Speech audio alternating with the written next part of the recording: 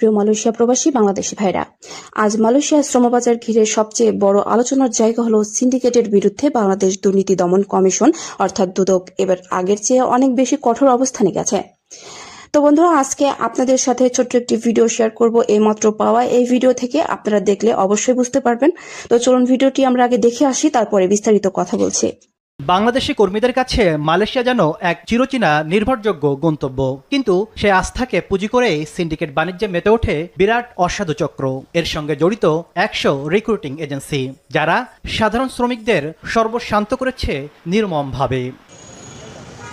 দুদক বলছে, কর্মী নেওয়ার ক্ষেত্রে মালয়েশিয়া অন্য কোনো দেশে এজেন্সির বাধ্যবাধকতা না রাখলেও বাংলাদেশের ক্ষেত্রে বিষয়টি তারা বিশেষভাবে নিয়ন্ত্রণ করেছে। তথ্য বলছে, একটি চক্রের পরিকল্পনায় বাংলাদেশে এই নিয়ম চালু হয়েছিল আওয়ামী লীগ সরকারের সময়ে। ফলে ৭৯,০০০ টাকা সরকারি খরচ নির্ধারিত থাকলেও মালয়েশিয়াগামী কর্মীদের গুনতে হয়েছে 4.5 থেকে 5 লাখ টাকা।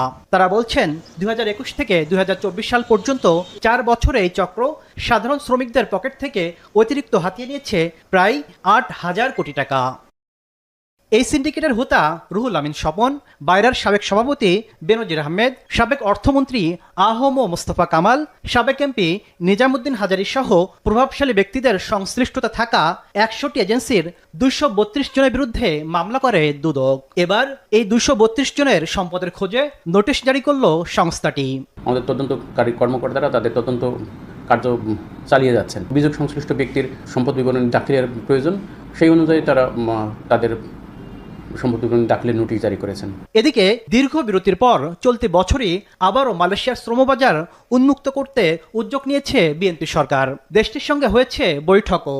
স্বচ্ছ প্রক্রিয়ার কথা বললেও সংশয়মুক্ত হতে পারছেন না বিশেষজ্ঞরা।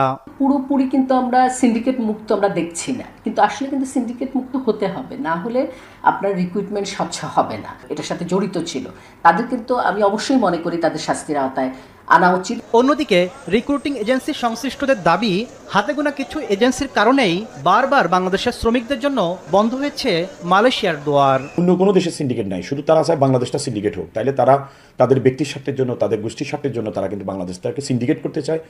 আর এই সিন্ডিকেট করতে চাওয়ার কারণেই বাংলাদেশের শ্রমবাজারটা উন্মুক্ত হতে বিলম্বিত হচ্ছে। সম্ভাবনাময় শ্রমবাজারে ইতিবাচক দৃষ্টান্ত গড়তে যোগ্য এজেন্সিগুলোর কাজের ক্ষেত্র উন্মুক্ত করার উদ্যোগ নেওয়া উচিত বলে মনে করেন বাইরার সাবেক এই নেতা। বাংলাদেশের শ্রমবাজারে এরকম আর কোনো সিন্ডিকেশন হবে না। তো বন্ধুরা, আশা করছি ভিডিওটি দেখেছেন। দীর্ঘদিন ধরে অভিযোগ ছিল মালয়েশিয়া কর্মী পাঠানোর নামে কিছু প্রভাবশালী রিক্রুটিং এজেন্সি সিন্ডিকেট তৈরি করে সাধারণ শ্রমিকদের কাছ থেকে সরকার নির্ধারিত খরচের কয়েক গুণ বেশি টাকা আদায় করেছে।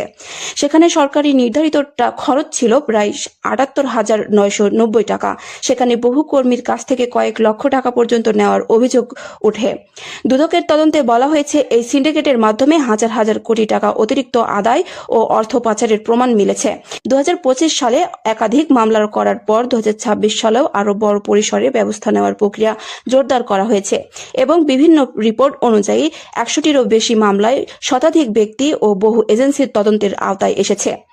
এখন সবচেয়ে গুরুত্বপূর্ণ বিষয় হলো, দুদকের এই হার্ড লাইনে কেবল মামলা করাতেই সীমাবদ্ধ নয়, বরং ভবিষ্যতে মালয়েশিয়া শ্রমবাজার যেন আর কোনো সিন্ডিকেটের নিয়ন্ত্রণে না যায় সেটিও নিশ্চিত করা বাড়ছে। বিএআর এর ভিতর থেকেও সিন্ডিকেট মুক্ত, স্বচ্ছ, উন্মুক্ত বাজারের দাবি উঠেছে। বাংলাদেশ ও মালয়েশিয়ার সাম্প্রতিক বৈঠকেও স্বচ্ছ, নৈতিক ও কম খরচের রিক্রুটমেন্ট ব্যবস্থা গড়ার বিষয়ে জোর দেওয়া হয়েছে। সাধারণ প্রবাস প্রত্যাশীদের জন্য বার্তা হলো, এখন সুযোগের পাশাপাশি সতর্কতাও জরুরি। কোনো দালাল বা অতিরিক্ত টাকার প্রলোভনে না পড়ে সরকারি অনুমোদিত চ্যানেল, বিএমইটি নিবন্ধন এবং অফিসিয়াল খরচ যাচাই করে সিদ্ধান্ত নিতে হবে। কারণ দুদকের অভিযান দেখাচ্ছে পুরনো অনিয়মের বিরুদ্ধে চাপ বাড়ছে, কিন্তু বাস্তবে নিরাপদ হতে হলে সচেতনতার বিকল্প নেই।